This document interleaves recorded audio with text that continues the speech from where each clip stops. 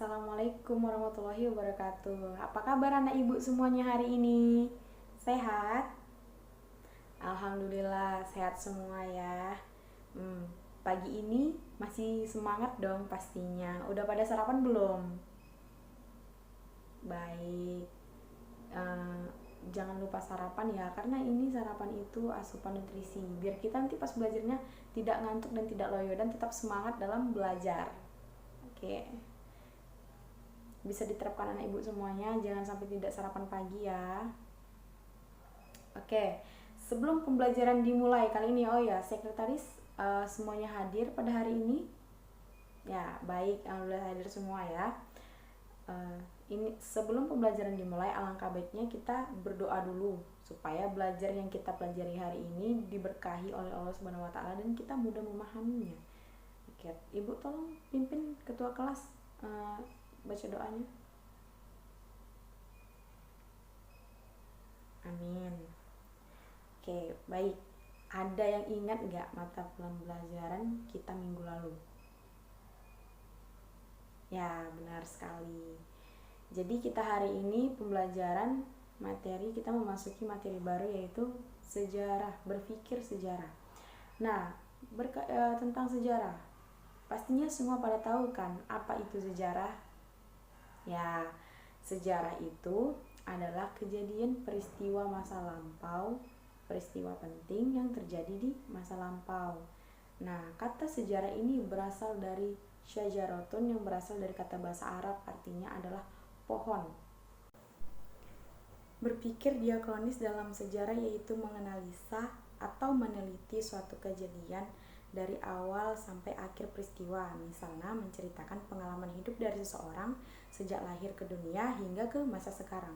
Sedangkan sinkronis artinya memanjang dalam ruang tetapi terbatas dalam waktu. Adapun beberapa ciri dari si diakronik ini yaitu seperti memanjang, terus dia memiliki dimensi waktu, bergerak, hubungan kausalitas. Nah, sifatnya ini naratif, berproses serta bertransformasi. Nah, contoh dari diakronik ini pertempuran Ambarawa yang terjadi pada tanggal 20 Oktober sampai 15 Desember pada tahun 1945. Berpikir sinkronik dapat pula diartikan sebagai cara berpikir yang mementingkan penggambaran ruang yang lebih luas tetapi tidak terfokus kepada dimensi waktunya. Pada umumnya, konsep berpikir sinkronik ini adalah ilmu yang sering digunakan dalam cabang ilmu politik, sejarah, ekonomi, antropologi, hingga ilmu sosial. Sinkronik adalah salah satu hal yang terkait peristiwa sejarah dan bagaimana mempelajari atau mengkaji pola, gejala, serta karakter peristiwa sejarah di masa tertentu. Nah, cara berpikir sinkronik dalam mempelajari sejarah itu meluas dalam ruang dan terbatas dalam waktu.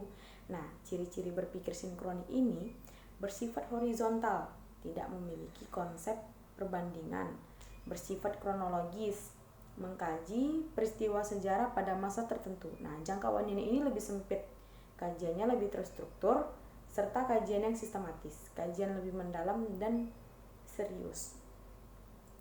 Mengapa sih Bu kita perlu mengkaitkan sejarah dengan masa lalu dengan masa kini? Nah, terus yang akan datang gitu kan.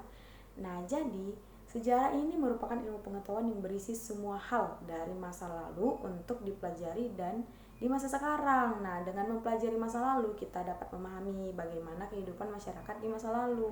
Nah, tidak hanya itu ya, sejarah juga memberikan informasi mengenai mengapa suatu keadaan bisa menjadi seperti sekarang.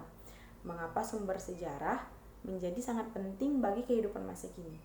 Karena dalam setiap sumber-sumber sejarah tersebut itu memiliki nilai atau filosofi yang dapat dijadikan sebagai pengetahuan mendasar tentang berkembang berhadapan baik dari perilaku ataupun ilmu pengetahuan, sehingga dengan pengetahuan tersebut dapat mendorong berperilaku yang menjaga kedamaian dalam kehidupan.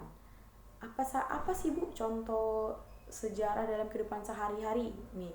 Kalau kita kaitkan dengan kehidupan, contoh sejarah dalam kehidupan sehari-hari. Nah, ada nih contohnya beberapa seperti berkomunikasi, terus pemilihan metode pakaian, nah, kemudian bahasa yang digunakan atau merayakan hari-hari tertentu.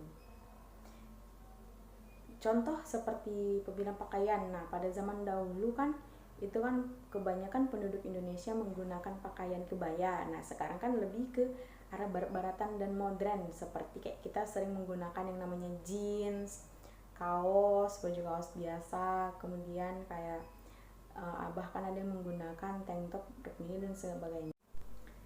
Dari pemaparan materi yang Ibu sampaikan tadi, atau apakah ada yang ingin ditanyakan atau ada nih yang kurang jelas, yang kurang paham? Ada ya? Paham semua. Oke. Jadi ada yang bisa menyimpulkan kira-kira dari pembelajaran kita pada hari ini? Baik, silahkan. Ya, baik, terima kasih. Jawabannya sudah bagus, tapi lebih tepatnya lagi, sejarah ini mempelajari kejadian di masa lampau. Nah, bukan hanya sekedar mempelajari kejadian di masa lampau, tapi dalam berpikir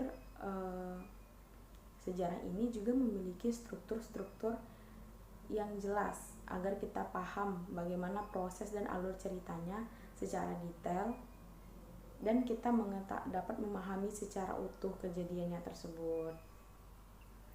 Baik, karena berhubung waktu sudah mau habis, Ibu ingin memberikan tugas kepada kalian semua untuk mengerjakan tugas pada link di grup yang Ibu sudah kirimkan nanti, oke? Jangan lupa dikerjakan tugasnya, karena tugas ini sangat penting untuk pendataan nilai kalian. Baik, sekiranya itu saja. Ibu tutup pembelajaran kita pada hari ini dengan mengucapkan hamdalah alhamdulillahirabbil alamin. Baik, Ibu tutup dengan mengucapkan wassalamualaikum warahmatullahi wabarakatuh.